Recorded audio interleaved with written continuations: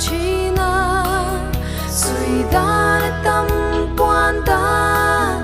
o ava tâm chi ne rin na chắc tập chu nei a và har chin em về vì đông in cả hôn lệ đi cả chia lệ si chi đi maya đâm lại sinh luôn cả mang tu đi cả sinh ngày tua na hia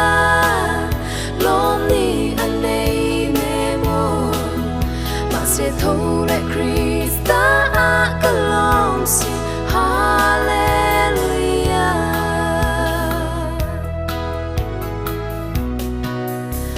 mana bet sai da mi telang khanin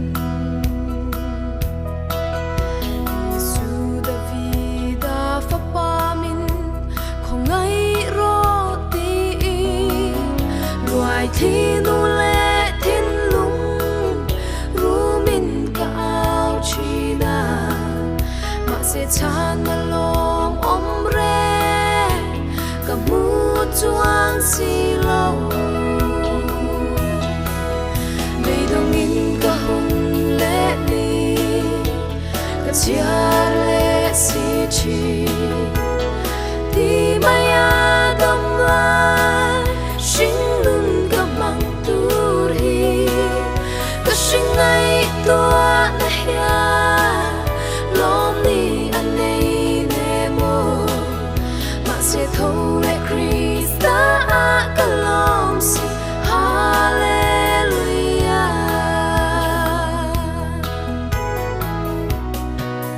tu na ero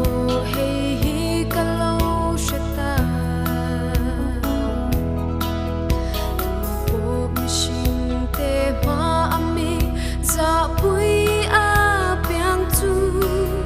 ka pa van mi ma a ka za pui ve an min la za pui don em la i suan ti mei dong in ka hun le ni ka chia le si chi đi maya đâm lại sinh luôn cả mang tu đi cả sinh ngày tua na hia lom ni anh ấy nề mô mà sẽ thâu lại Krista cả lòng si Hallelujah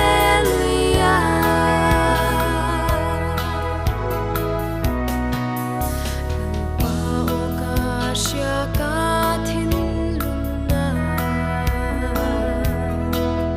ka pe to che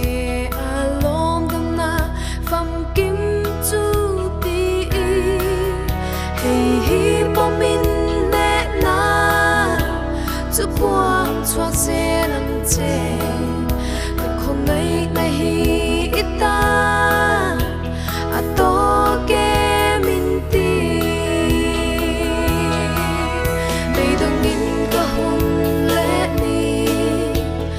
chia lệ si chi